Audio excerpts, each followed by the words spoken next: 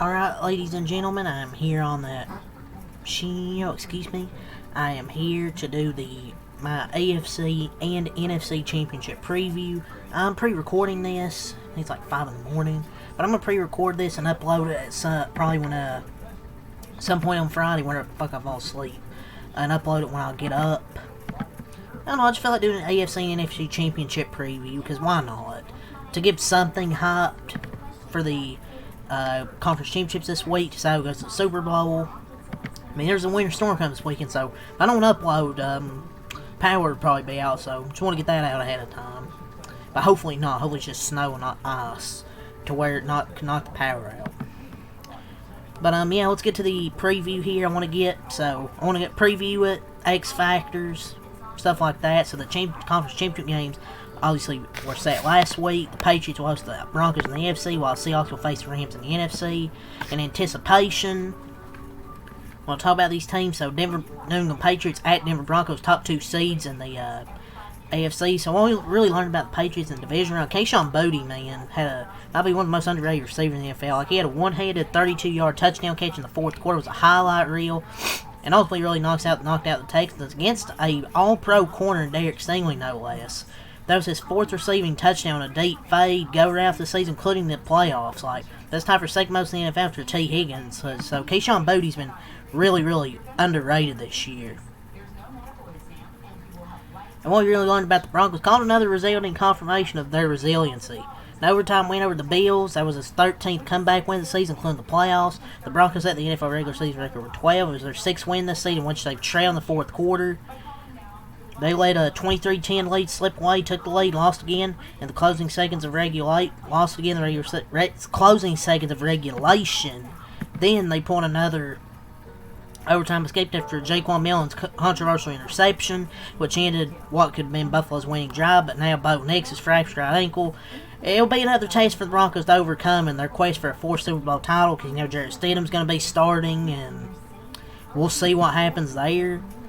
Obviously, why the Patriots win. I mean, Stidham is starting for Denver. There are many reasons Patriots could and should win this game against the Denver, but there's nothing quite as impactful as Denver starting a backup quarterback. It means that in the most important phase of any football game, passing offense, the Broncos, on paper, are severely outmatched here.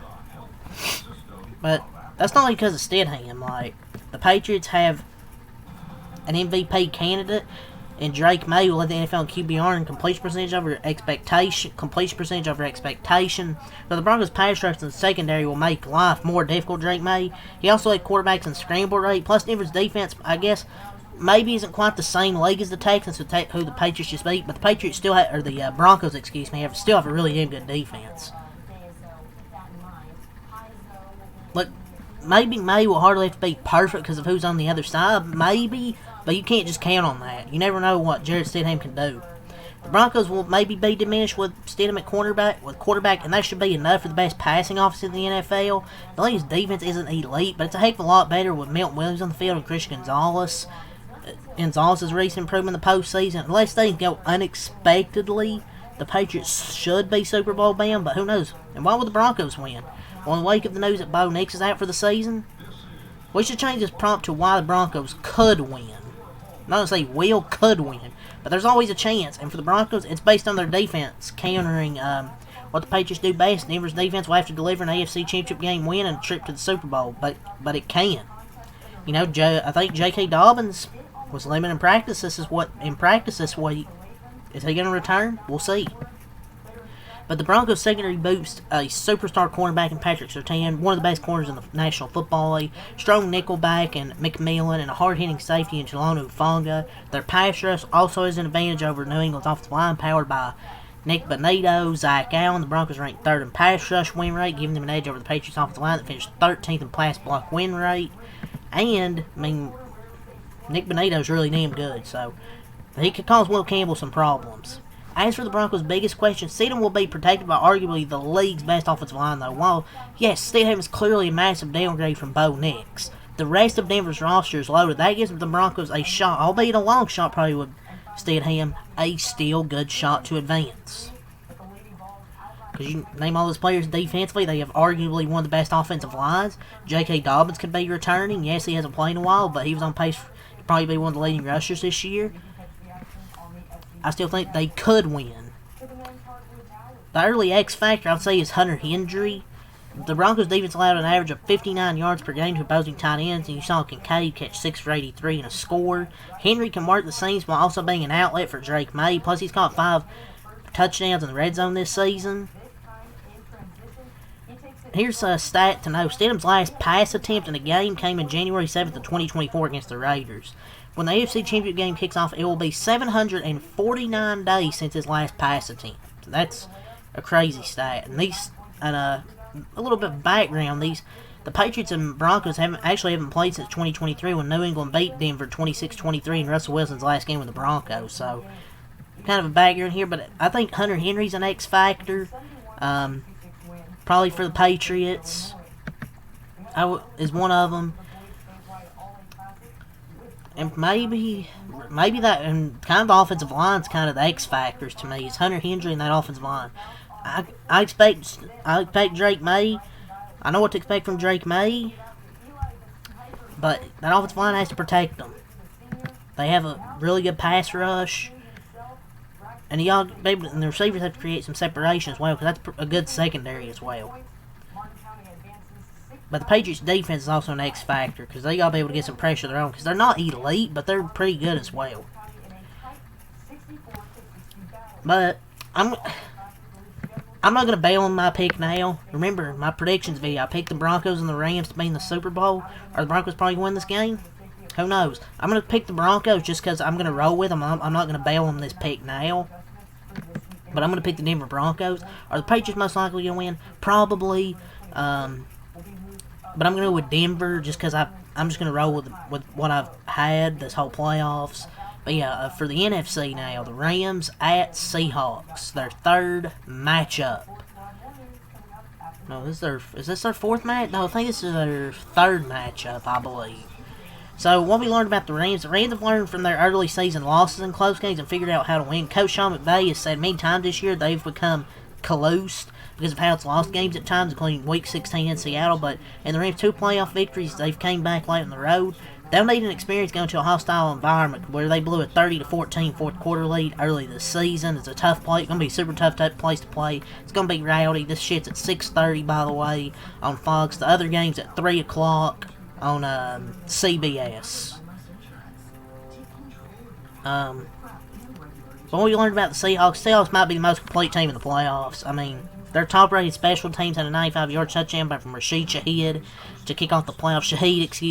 Their number 1 ranked scoring defense held San Francisco to a pair of field goals. Their run game continues to emerge, finishing with 175 yards. Most heavy lifting for Sam Darnold battled through an oblique injury. They look like Super Bowl contenders. Even if Darnold is limited going forward, that supporting cast is that good.